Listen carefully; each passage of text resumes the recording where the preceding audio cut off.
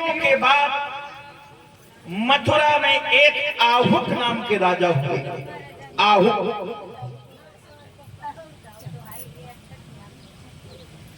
उन आहुक नाम के राजा के दो पुत्र हुए, महाराज उग्रसेन और महाराज देवक। महाराज उग्रसेन की पत्नी का नाम है पवन रेखा।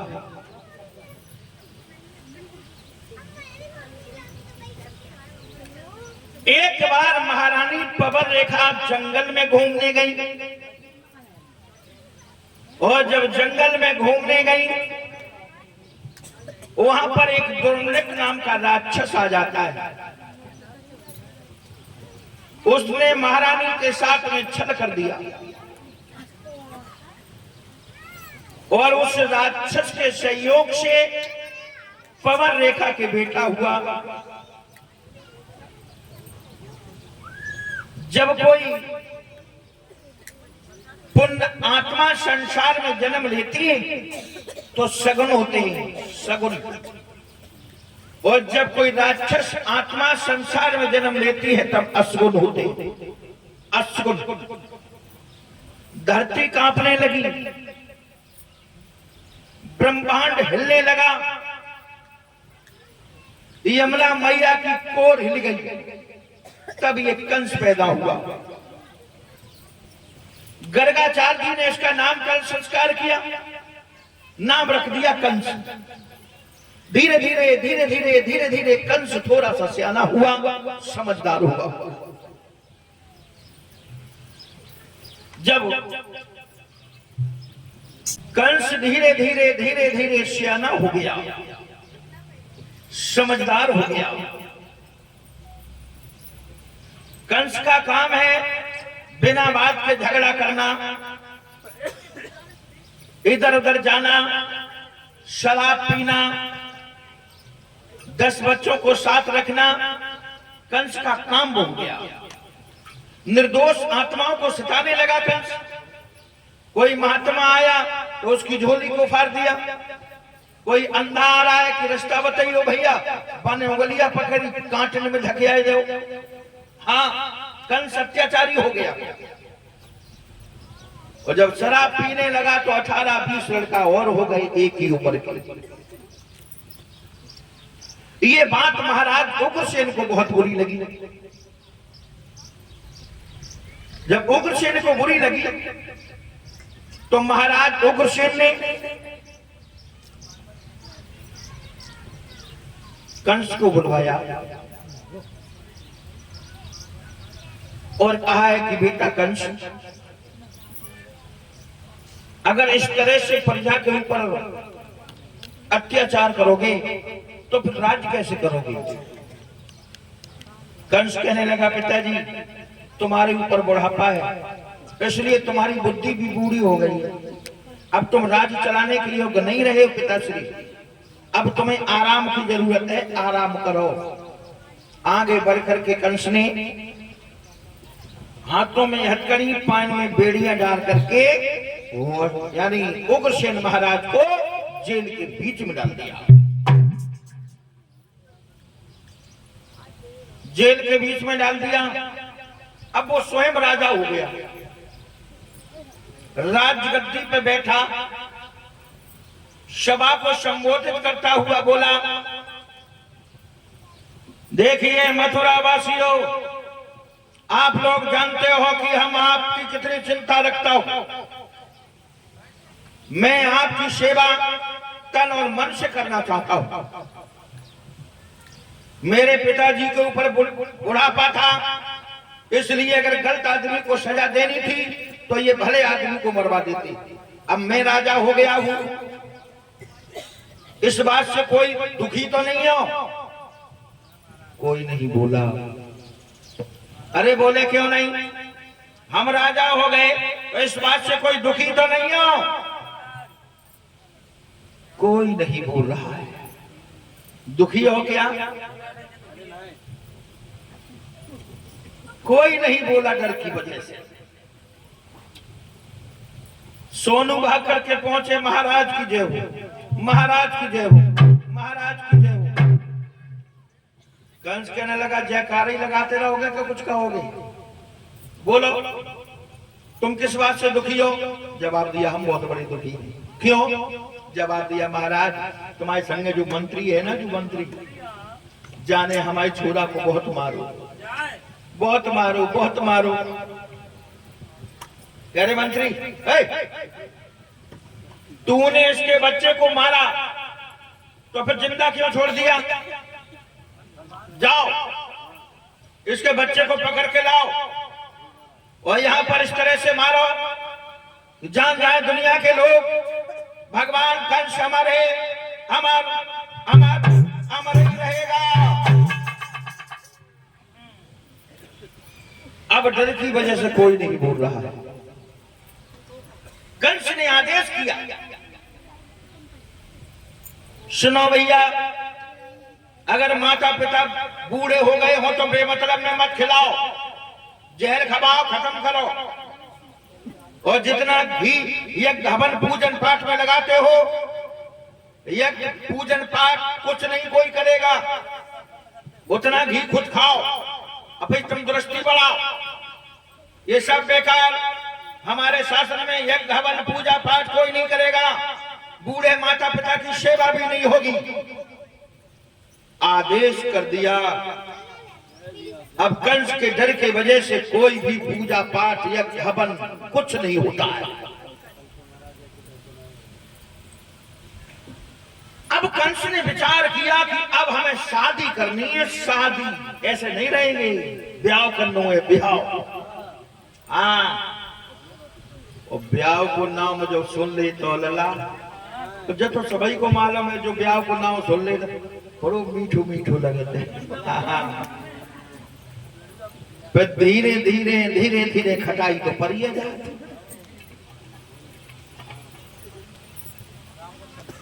कंस कहने लगा हम शादी करेंगे। मगध के रहने वाले जरासंध की दो लड़कियां थी, अस्थि और प्राप्ति। वो लड़कियां क्या थी? बहुत सुंदर। जब दोनों लड़कियों के ऊपर जवानी आई है, सियानी हुई है, तो अब महाराज जरासंध की पत्नी सोचने लगी कि अपने पति को बुला करके कहूंगी कि दोनों बच्चियों का विवाह करवा दो। विवाह। उसी समय महाराज को खबर दी गई और महाराज पहुंच गए आंगन में। तो रानी ने कहा है कि महाराज बुरे गांव में बसना, नीचों की संगत करना, खोपड़ी पे कर्ज हो, घर में जवान बेटी हो, ये बिना अग्नि के जला देती है प्राणनाथ, इसलिए आप विवाह करो। क्या कि यहाँ पर एक हाथी था, हाथी, कुमड़िया पीड़ हाथी, जो बहुत ताकतवर था। उसने विचार किया कि अब हम कुमड़िया पीड़ हाथी को जो हराएगा उन्हीं के साथ अपनी दोनों बेटियों का विवाह करेंगे। स्वयंवर रचाए। कंस को सूचना मिली, कंस भी पहुंच गया। और जब कंस पहुंच गया, कंस कहने लगा जरासंध तुमने हमें पहचान लिया? जवाब दिया हाँ मैंने पहचान लिया। तुम मथुरा के राजा हो कंस? जवाब दिया भूल गए, मथुरा के राजा नहीं, मथुरा के भगवान कंस। भगवान कंस समझ गया ये भीड़ क्यों लगी है? जवाब दिया हमारी बेटियों का स्वयंवर है। शर्त क्या है? हाथी। इस हाथी को जो हरा देगा वही हमारी बेटियों के साथ में विवाह कर लेगा। कंस कहने लगा हाथी? हाँ छोड़ो। अरे छोड़ जा हाथी को। उसी समय उधर से हाथी भागा, इधर से कंस भागा। हुआ क्या? वही हुआ।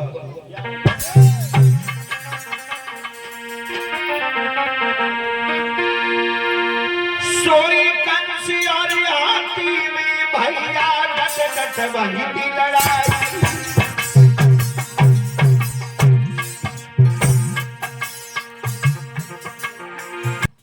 जरासंध का हाथी हार गया। कंस कहने लगा और कोई बचा हो तो उसे भी भेज दो। हाथी तो हार गया। मजबूर होकर के उसी हाथी को जरासंध ने कंस को दान में दे दिया। दोनों बेटियों का विवाह कर दिया और विवाह करने के बाद कंस दोनों पत्नियों को साथ लेकर के मथुरा में रहने लगा। रहता रहा। कंस की बहन थी देवकी। देवकी शादी के लायक हो गई है। एक दिन महाराज देवक ने कंस को बुला करके कहा कि बेटा कंस, तुम्हारी बहन देवकी शादी के लायक हो गई है बेटा, इसलिए अपनी बहन देवकी का विवाह कर दो। कंस कहने लगा चाचा श्री, हमारी नजर में एक लड़का है। कौन है? बटेश्वर के रहने वाले महाराज सूरसेन के पुत्र वसुदेव। उनके लिए अगर अपनी बहन देवकी का विवाह कर दिया जाए तो कैसा रहेगा? जवाब दिया बेटा बहुत सुंदर, जीवन में पहली बार तुमने कोई अच्छी बात कही है, आज पहली बार। खबर भेज दो। खबर भिजवाई गई वसुदेव को। अब वसुदेव जी दूल्हा बनके बारात सजा करके मथुरा की तरफ चल दिए। और जब मथुरा में बारात आई तो बारौठी भई। और जब बारौठी भई तो बिटरियां खिलखिलाए के हंस पत्ते। हाँ, वसुदेव जी का बड़ा सम्मान हुआ। और वो लड़कियां बोली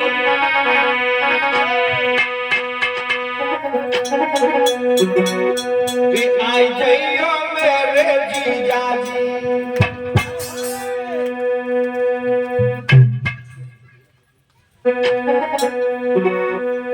कि आई जाइयो मेरे जीजा जी, घोड़ी के चढ़ेंगे पाँच तेरी देवी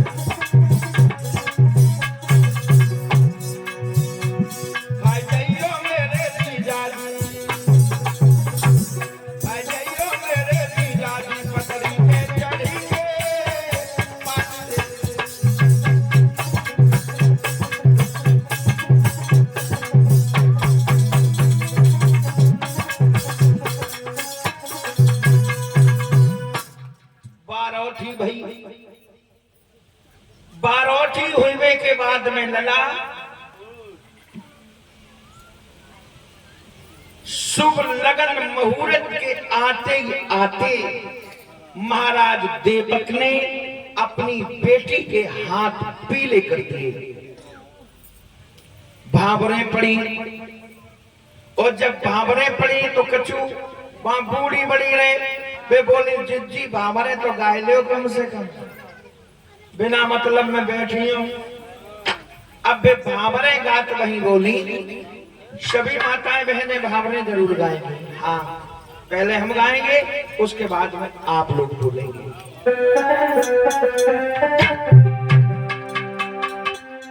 अब पहली भामर हो, अब तो दिए पापरी, अब पहली भामर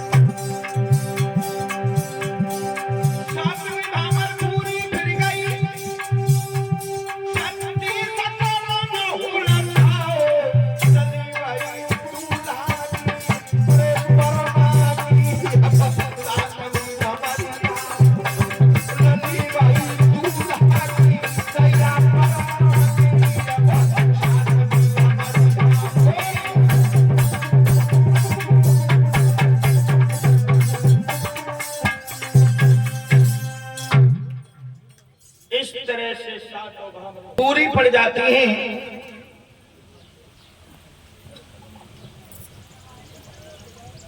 जब भावरें पड़ गई, उसके बाद जब विदाई का समय सामने आया है,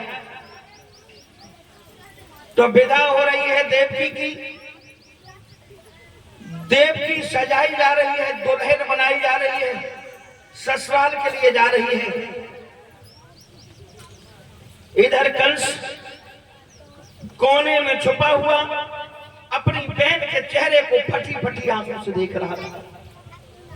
और महाराज देवक अलग खड़े हुए अपनी बेटी को देख देख करके बहुत दुखी हो रहे थे।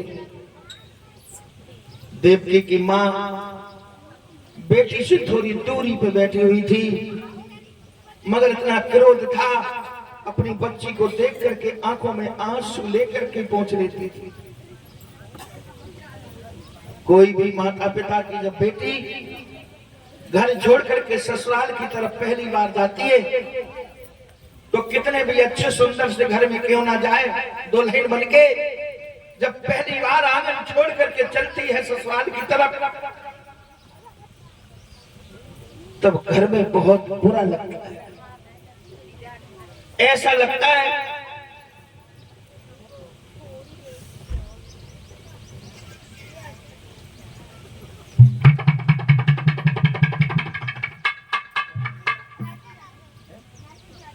ये नृत्य किया दो।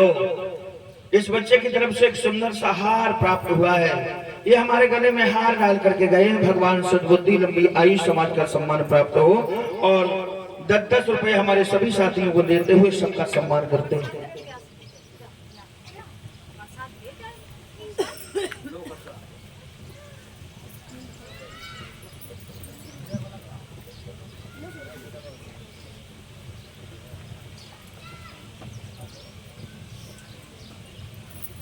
माता पिता कितने भी पैसे वाले के घर में क्यों ना अपनी लड़की की शादी करें, लेकिन पहली बार जब ससुराल बन के ससुराल की तरफ चलती है तो माता पिता को बहुत बुरा लगता है।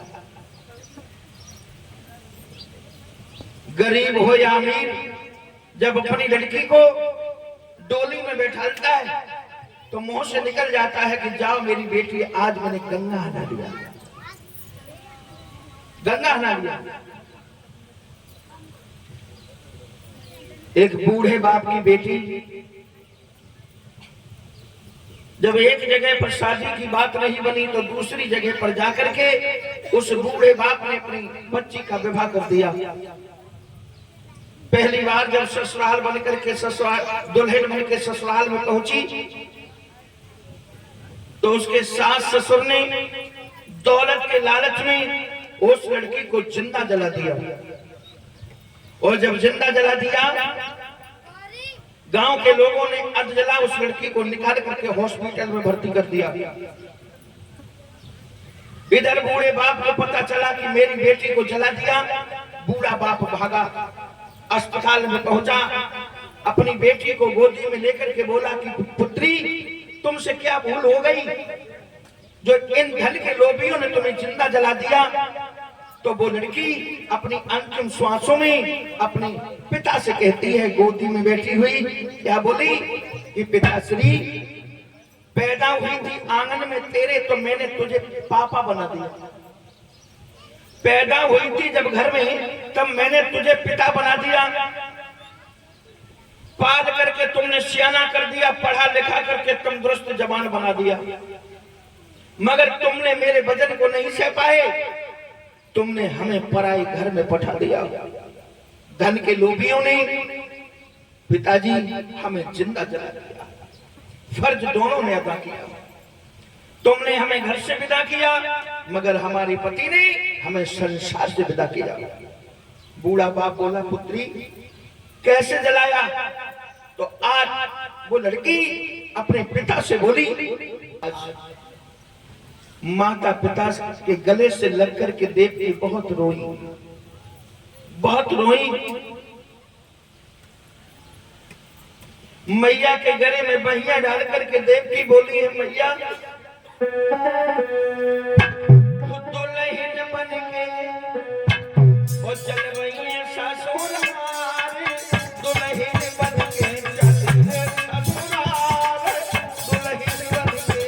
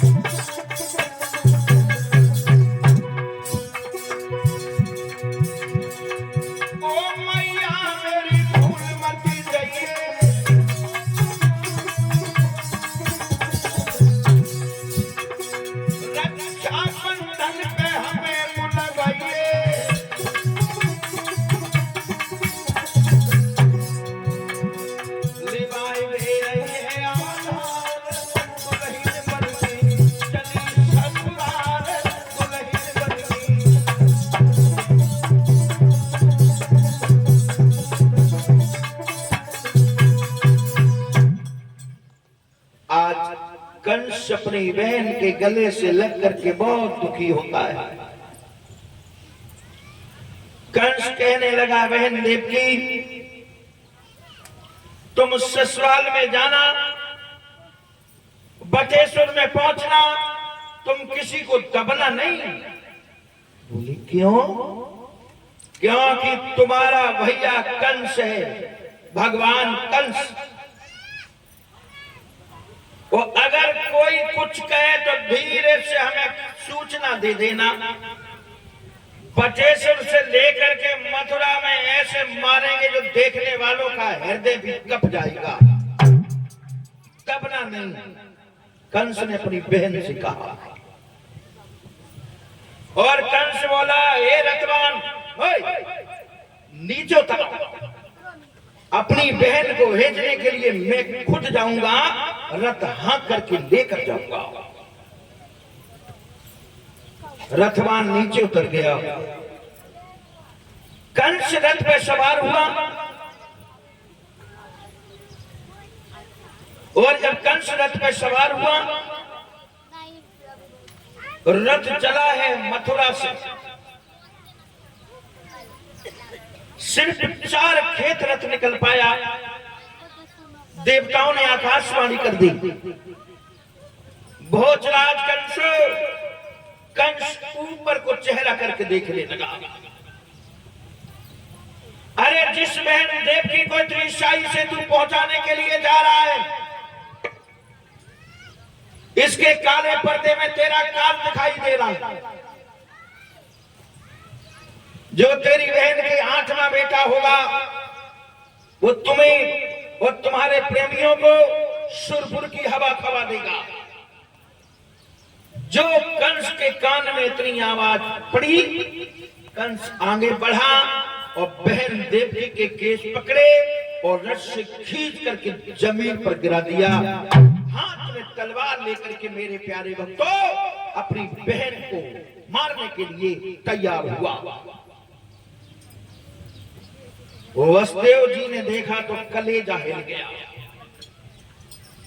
वसुदेव जी पहुंचे और हाथ जोड़ करके बोले, कंसराज,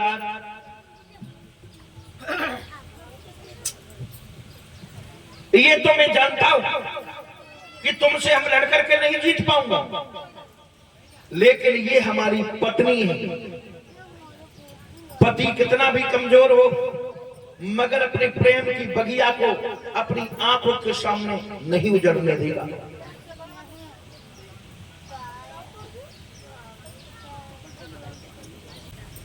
और वसुदेव जी बोले,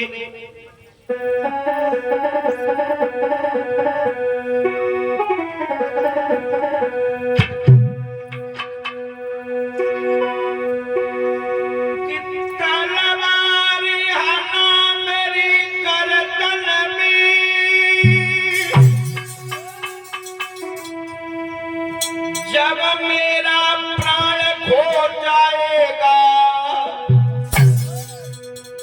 फिर बहन रढ़ापा भोगेगी, जकलना नहीं हो पाएगा।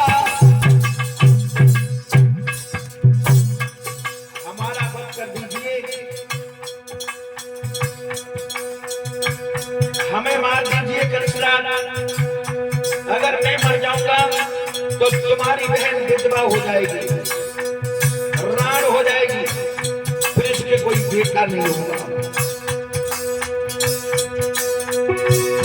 देखिए, पति की सेजन की अमला से अजमोट की धारी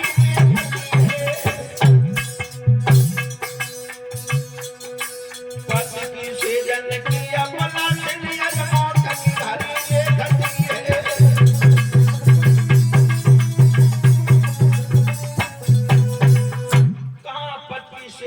अबला से आज मौत की घड़ी देख रही है। वसुदेव बोले, कंसराज, अपनी बहन का वध मत करिए। बोले क्यों? तो वसुदेव बोले, सुनो, बोले कंस इसको न मार, तेरी कंस इसको न मार, तेरी बहना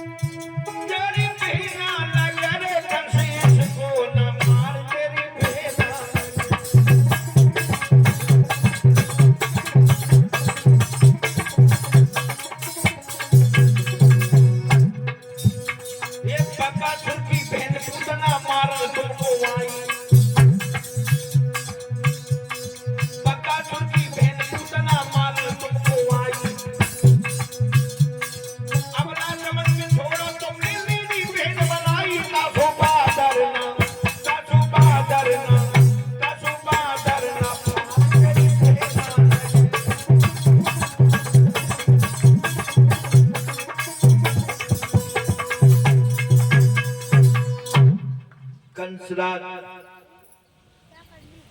तुम्हारी बहन है, हमारी पत्नी है। मैं गोवर्धन और यमुना की कसम खा करके कहता हूं, तुम्हारी बहन के जब तक 8 बेटा नहीं हो जाते तब तक तुम हमें बटेश्वर में मत जाने दो। अपने यहां मथुरा में जेल के अंदर कैद करके रखो। यमुना और गोवर्धन की कसम खा करके कहता हूं, वसुदेव ने कहा कि जो भी तुम्हारी बहन के बेटा होगा वो नारा समेत तुमको दे दिया जाएगा। मार देना या छोड़ देना आपकी मर्जी होगी। कंस के दिमाग में भी यही बात आ गई। कंस ने हाथों में हथकड़ी, पानी में बेड़ियां डाल करके वसुदेव और देवकी को जेल के बीच में डाल दिया। धीरे धीरे 1 साल के बाद देवकी के पहला पुत्र हुआ। और जब देवकी के पहला पुत्र हुआ तो एक बात का दिमाग में रखना मेरे भक्तों, एक बात, माता पिता को पहली भूख का बेटा अति प्रिय हुआ करता है, अति प्रिय। देवकी ने अपना पहला बेटा देखा, चेहरे की तरफ बच्चे के देखा, उसके बाद अपने पति वसुदेव की तरफ देखा। कंस का ध्यान आया तो वसुदेव देवकी की घिग्गी बंद हो गई। वसुदेव बोले, हे प्रिय, इस बच्चे को धूम्रपान करा दो।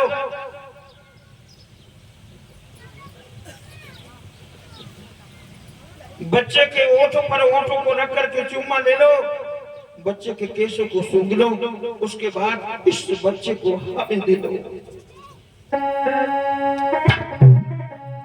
वसुदेव देवकी रोने लगी वसुदेव जी के सामने। वसुदेव जी बोले, हे प्रिय, रोना चिल्लाना किसी समस्या का निदान नहीं हुआ करता है, इसलिए रोना नहीं। अरे धर ले दिल में धीर सबर करके दिल को डालो।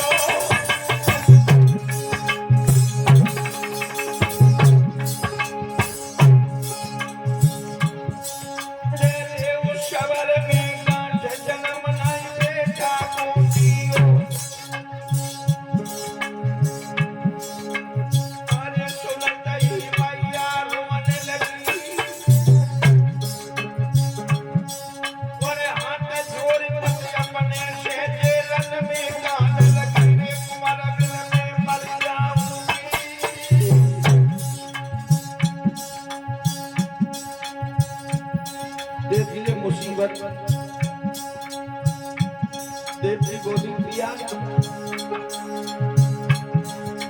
अरे कुमार बिन में मर जाऊंगी, और बिन बेटा के जेल खाने में नहीं बाबूजी ने देवकी रोवत छोड़ लगी। अरे देवकी रोवत छोड़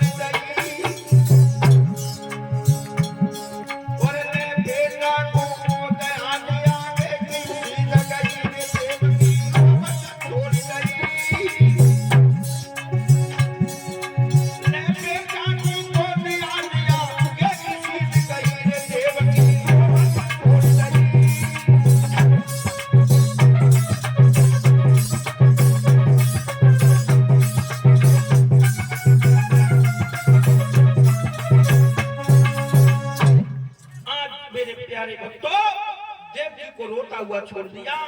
और वसुदेव जी उस मांस के लोथड़े को लेकर के कंस की सभा में पहुंच गए, कंस के हाथों में दे दिया। कंस ने जिस समय बच्चे के चेहरे की तरफ देखा, कंस की आत्मा से आवाज आई, और एक पगले, ये तो पहला बेटा है, तेरा काल तो 8वां है, इसका वध मत कर। कंस के दिमाग में बात आ गई। कंस कहने लगा, बहनोई साहब, इस बच्चे को वापस ले जाओ। बोले क्यों? इस बच्चे ने मेरा कुछ नहीं बिगाड़ा है। 8वां बेटा हो तब तुम लेकर के आना, तब मैं उसका वध कर दूंगा। जाओ ले जाओ। बेटे को गोदी में लिया वसुदेव जी ने, कंस को आशीर्वाद देने लगे और वापस पहुंच गए जेल में। देवकी की गोदी में जब बेटा दिया तो देवकी बहुत मगन हो गई, बहुत खुश हो गई। बाजी बा, मेरे भैया ने मेरा बेटा नहीं मारा, भगवान मेरी भी उम्र हमारे भैया के नाम हो जाए।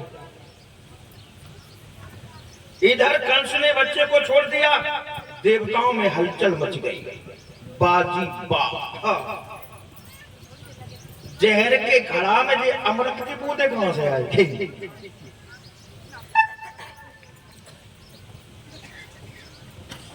कंस इतना बड़ा अत्याचारी पापी, पापी के हृदय में दया।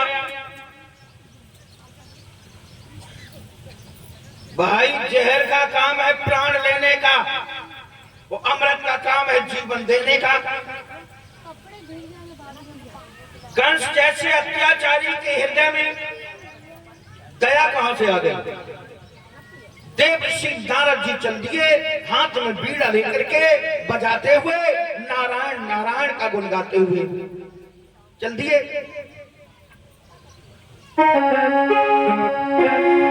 वो श्रीमान नारायण नारायण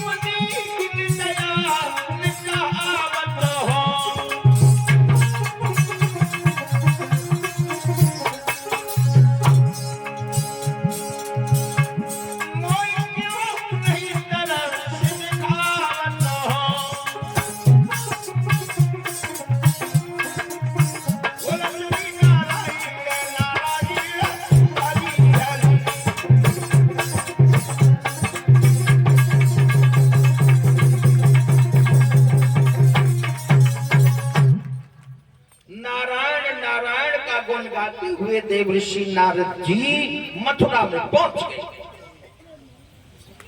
और जब मथुरा में पहुंच गए देवर्षि नारद, कंस ने बड़ा ही सम्मान किया। आइए महात्मा जी, संत महात्मा कभी किसी के द्वार द्वार पर नहीं जाते। क्या? हाँ।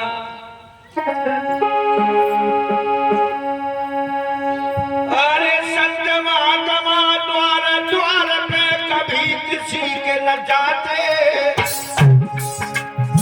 होती है सुंदरी सरस कई सभी संत के हो पाते।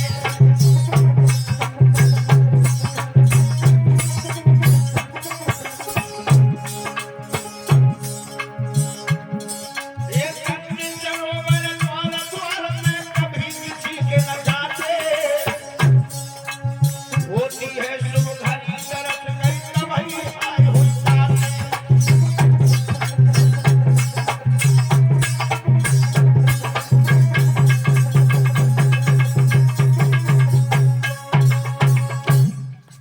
संत श्रोमणी द्वार द्वार कभी किसी के नहीं जाते। संत न मांगे भिक्षा, जो मांगे सो भाण, और सती न पीसे चाकिया, और जो पीसे सो भाण। संत भीख नहीं मांगा करते, जो भीख मांगते हैं वो तो भाण हुआ करते। सती दूसरे के घर में चाकी पीसने नहीं जाती है, चाकी पीसने वही जाती है जिसका सुहाग लुट जाता है।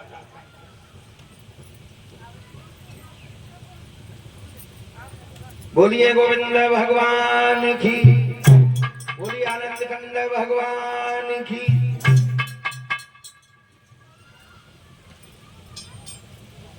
कंस बहुत खुश हुआ, देवर्षि नारद जी को बड़े सम्मान से बैठा लिया। और जब बड़े सम्मान से बैठा लिया तो नारद जी कहने लगे, कंसराज एक बात बताओ, पूछो, जब मैं पहले आया था तो तुम्हारा चेहरा फूल सा खिलता था, अब क्या है? कोई चिंता लगी हुई है या कोई रोग है या किसी दुश्मन की शंका है? कंस कहने लगा, नारद जी, ना तो रोग है ना किसी दुश्मन की शंका है, डर है तो सिर्फ मरने का डर है। क्या मतलब? कंस बोला, बाबा, अपनी बहन देवकी को विदा करा के भेजने जा रहा था। देवताओं ने आकाशवाणी की थी कि कंस, तुम्हारी बहन के जो 8वां बेटा होगा तुम्हें और तुम्हारे प्रेमियों को सुरपुर की हवा खवा देगा। बस वही चिंता लगी रहती है। नारद कहने लगे, तो तुमने क्या किया? हमने क्या किया? हाथों में हथकड़ी, पैर में बेड़ियां डाल करके जेल के बीच में डाल दिया। तो कोई बेटा हुआ? जवाब दिया, बस नारद जी थोड़ी देर पहले आए गए होते ना तो वो बच्चा देखने के लिए भी मिल जाता। अभी तो वसुदेव जी लेकर के गए ही। नारद कहने लगे, ऐसा लग रहा है कि कंसराज अब तुम्हारी मौत आ गई। कंस गद्दी से उछल पड़ा, बाबा जी मौत किधर से आई? कहा कि मौत आएगी तो दिखाई नहीं देगी। दुश्मन को वापस करके यहाँ पर बैठे बैठे मुस्कुरा रहे हो। सच है, जब चतुर चूकता है तब 3 ठोकरें खाता है। हाँ, एक कमल का फूल लिया और नारद जी उल्लू को डबल उल्लू बना लगे। हाँ, नारद बोले कि कमल को फूल हाथ मेरे, पंखुड़ियां तुझे गिनाता हूं, कौन सी 8वीं है सुबह वो सिद्ध करके दिखाता हूं। नारद जी ने हर एक कमल के फूल की पंखुड़ी 8वीं सिद्ध कर दी। नारद जी बोले, कंसराज, जैसे एक कमल के फूल की हर पंखुड़ी 8वीं हो गई है ना, ऐसे देवकी का हर बेटा 8वां हो सकता है। कंस भागा। देवकी मैया अपने बच्चे को दुग्ध पान करा रही है, जेल में बैठी हुई। कंस ने जाते जाते मैया देवकी के हाथ से वो मां का लोथड़ा छीन लिया, हाथ घुमा करके पक्की सी चट्टान पर पटक करके खत्म कर दिया। बच्चे की किरचे किरचे उड़ गई। कंस चला गया। देवकी ने अपने बच्चे की मांस की रोटियां बीन बीन करके अपने आंचल में रख दी। बहुत देर तक रोती रही, बहुत रोई। बोली, बेटा, बेटा की अखियां खोलो, अपनी मैया से उठ करके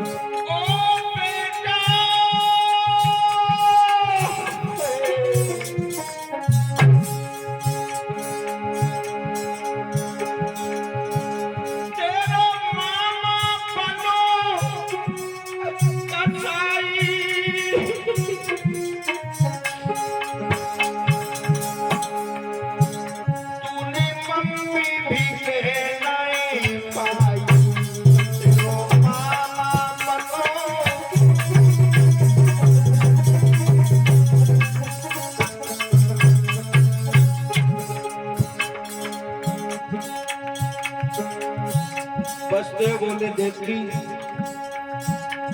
मत रो, रोना वहां चाहिए जहां आंसू पहुंचने वाला हो। अपनी बात वहां कहनी चाहिए, कोई मानने वाला हो। बसते बोले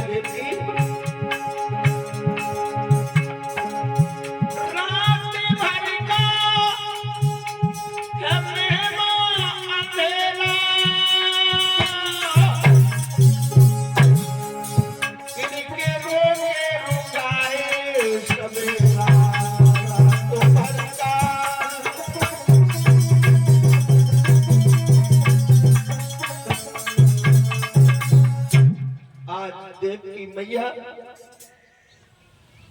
अपने बच्चे की मांस की बोटियों पर काफी देर तक रोती रही। तो बिल्कि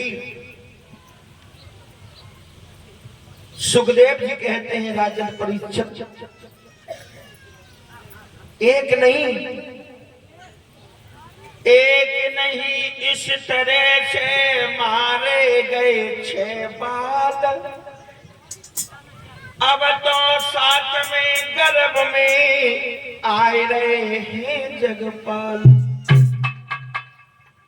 एक बेटा नहीं 6 पुत्र मैया देवी के आंखों के सामने कंस ने पक्की सी चट्टान पे फचीट के मार दिए। जिस माँ का एक पुत्र मरता है कितना दुख होता है। मैया देवी ने 6 पुत्रों को खोया है।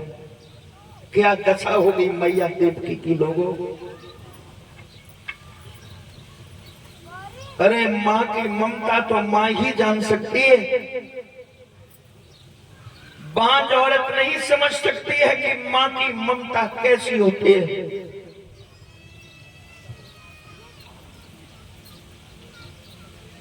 जिसकी गोदी से बेटा जाता है उस माँ के हृदय पर हाथ धर के देखो कि उसके दिल की धड़कनें क्या कहती हैं।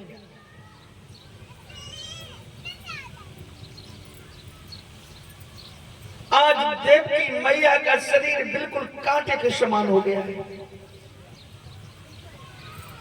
देवकी के जब 7वां गर्भ आता है तब भगवान ने अपनी माया को संकेत किया और देवकी के गर्भ से खींच करके रोहिणी के गर्भ में पहुंचा दिया। बलराम पैदा हुए। बलराम और इधर मथुरा में शोर हो गया कि देवकी का 7वां गर्भ खंडित हो गया। अब क्या हुआ? अब तो 8वें गर्भ की बारी है। जब 8वां गर्भ देवकी के आता है